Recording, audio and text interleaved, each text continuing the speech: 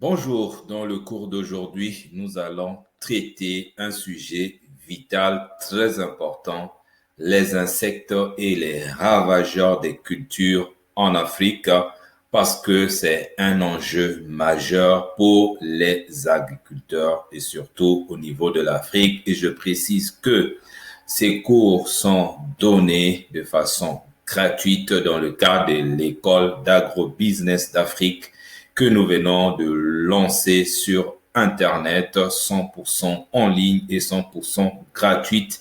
La meilleure chose que vous pouvez faire, c'est de vous abonner sur la chaîne en cliquant sur la cloche des notifications. La deuxième meilleure chose à faire, c'est de partager ces formations parce que c'est du jamais vu. C'est la première fois que vous allez avoir une école complète. Aujourd'hui, nous sommes, on va dire, au quatrième module et les autres modules vont être mis dans la description de cette vidéo. Je vous mettrai un lien pour que vous ayez tout ce que nous avons déjà travaillé jusqu'à ce jour. Le sommaire.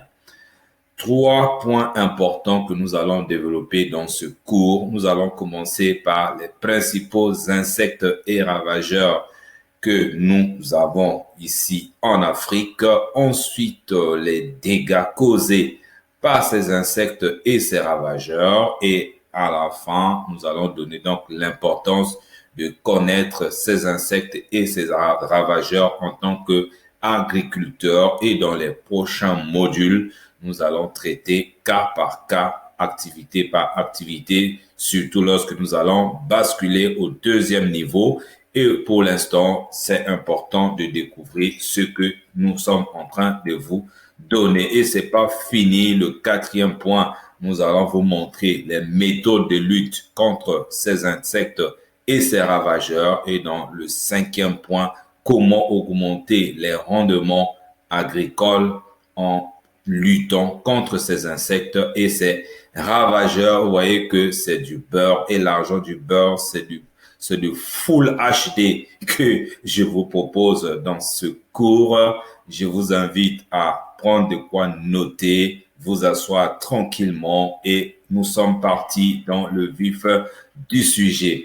Les insectes et les ravageurs représentent une menace constante pour les cultures en Afrique, causant des pertes de rendement très considérables et en tout cas compromettent la sécurité alimentaire parce que si les rendements sont faibles, nous aurons des problèmes à manger. Comprendre donc ces ennemis des plantes, vous voyez, je dis bien les ennemis des plantes. Comprendre ces ennemis des plantes est essentiel pour mettre en place des stratégies de lutte efficaces et préserver la productivité agricole. Et c'est de ça qu'il est question, bien évidemment, ici. Alors, numéro 1, quels sont les principaux insectes et ravageurs des cultures en Afrique et surtout, comment est-ce qu'ils agissent? Quel est leur mode d'action? La diversité des insectes et ravageurs en Afrique est immense et varie selon les régions, les cultures et les climats. Maintenant, parmi ces différents insectes, on a les insectes qui sont les plus courants et parmi lesquels nous avons les insectes broyeurs. Voilà, ça c'est déjà une catégorie. Les insectes broyeurs, c'est les insectes qui dévorent les feuilles, les tiges, les fleurs et même les fruits. Quand vous avez affaire à ces genres d'insectes, par exemple les chenilles, les criquets, les sauterelles, les charançons, alors vous devez savoir que eux, ils ne viennent pas pour du cadeau, ils viennent là pour tout dévaster. Imaginez que lorsque les premières feuilles sortent, ils broient, les fleurs arrivent, ils consomment les tiges jusqu'aux fruits. Ça veut dire que tout le travail que vous aurez fait sera multiplié par 0. Et ça, c'est très important. Quand vous voyez déjà des chenilles arriver dans votre champ, il y a des mesures à prendre que je vais vous dire tout à l'heure dans la dernière partie de cette vidéo. Il y a aussi des insectes piqueurs, suceurs. Ils se nourrissent de la sève des plantes Et vous avez par exemple les pucerons, les cochenilles, les mouches blanches. Ce sont eux qui se nourrissent de la sève. Or, la vie de la plante passe par la sève. Si la sève est consommée, tout le reste, c'est zéro. Il y a aussi des insectes foreurs. Ils creusent des galeries dans les tiges et les branches et même des racines. Et là, vous avez des foreurs de tiges, les termites par exemple. Et là, ils viennent encore dévaster votre champ. Et nous avons aussi des insectes transmetteurs de maladies. Et voilà, ils ne font pas que dévaster, détruire par leur voracité, mais il y en a qui viennent pour transmettre des maladies. Ils peuvent transmettre des maladies virales, des maladies bactériennes aux plantes. Et là, vous avez par exemple les mouches blanches, les cicadelles.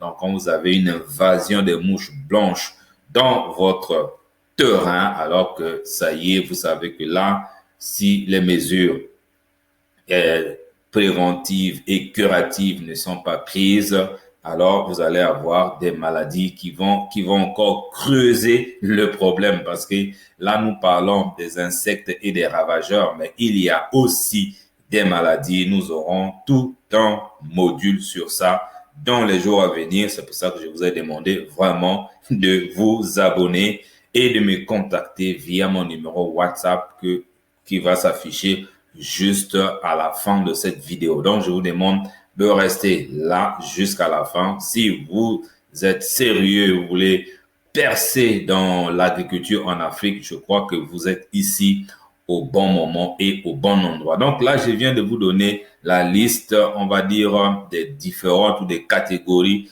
d'insectes ravageurs que nous trouvons en Afrique. Maintenant, quels sont les dégâts que ces insectes ravageurs causent? Je vous ai déjà donné une idée tout à l'heure, mais on va aller plus loin. Ça cause des pertes de rendement. Les insectes réduisent la surface foliaire, endommagent des organes de reproduction et peuvent provoquer même la mort des plantes. Et ça, c'est vraiment malheureux. Quand les plantes sont mortes, il n'y a plus rien. Tout le travail multiplié par zéro. Moi, je me rappelle, j'ai été une fois voir un ami qui fait de la culture, je crois, une culture maraîchère. J'ai oublié le nom, qui me montrait sa parcelle qui était devenue vide. La parcelle de près de 400 mètres carrés qui était devenue vide alors qu'il avait mis des légumes à l'intérieur, mais seulement à cause des insectes et les criquets, il n'y avait plus rien. Voilà, donc c'est ça. À cause aussi de la dégradation de la qualité des produits. En dehors du fait que ça, les insectes ravageurs détruisent les cultures, mais ça va encore plus loin. Les attaques d'insectes peuvent rendre les produits invendables ou impropres à la consommation. Et oui, parce que si déjà votre légume ou votre fruit, votre tomate, votre concombre a reçu des attaques, le client verra ça sur le fruit et il ne pourra pas vraiment acheter, surtout si c'est des clients qui sont très regardants en matière d'alimentation, en matière de santé. Donc, vous voyez, le niveau de destruction de votre activité va encore plus loin à cause de ces insectes ravageurs. Et il y a aussi, on a parlé de la propagation des maladies. Certains insectes transmettent des maladies qui peuvent affecter d'autres cultures. Donc, ça peut aller d'un champ à un autre et c'est déplorable. Maintenant que nous avons compris que ces insectes causent des dégâts énormes, mais pourquoi donc les connaître? Vous savez déjà, vous êtes intelligent. L'importance de connaître les insectes ravageurs pour les agriculteurs. Et je vais juste mettre encore une couche. Ça va vous permettre d'identifier les ennemis de vos cultures. Ah oui, une identification précoce permet de mettre en place des mesures de lutte adaptées. Comme je vous ai dit tout à l'heure, dès que vous voyez des chenilles dans votre champ, vous savez déjà quels sont les dégâts que les chenilles causent. Alors, cela va vous amener à chercher des solutions pour parer à cette attaque. Et ces solutions que je vais vous donner dans quelques instants. Comprendre les cycles de vie des ravageurs, la connaissance des cycles de vie permet de déterminer les périodes les plus vulnérables des cultures et de mettre en place des stratégies de lutte préventive. Cela va nécessiter effectivement une approche de détection précoce de ces insectes et ensuite savoir à quel moment ils apparaissent et à quel moment il faut déjà commencer à mettre des mesures préventives pour éviter les dégâts, pour limiter les dégâts. Et l'importance de connaître aussi, ça va vous permettre de choisir les méthodes de lutte les plus efficaces. Il existe différentes méthodes de lutte. Ça peut être la lutte culturelle, biologique, climatique que je vais vous donner tout à l'heure. Et le choix de la méthode la plus adaptée dépend de la nature du ravageur, de l'importance des dégâts et du contexte. Vous voyez, c'est ça en fait. Vous n'allez pas, parmi les différentes méthodes que je vais vous donner tout à l'heure, vous n'allez pas toutes les utiliser. Ça dépend effectivement du genre d'attaque que vous avez, de la nature des insectes que vous avez dans votre culture et ainsi de suite. Limiter les pertes économiques en mettant en place des mesures de lutte efficaces. L'agriculteur peut réduire considérablement les pertes des rendements et augmenter éventuellement ses revenus. Maintenant, c'est la partie la plus importante que vous attendez.